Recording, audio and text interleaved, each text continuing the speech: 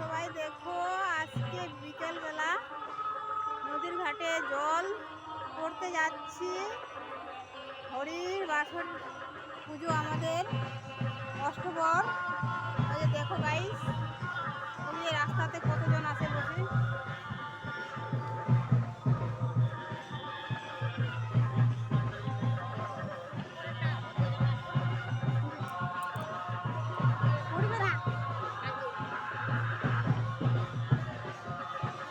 আমরা জল ভরতে যাচ্ছি সবাই মিলে।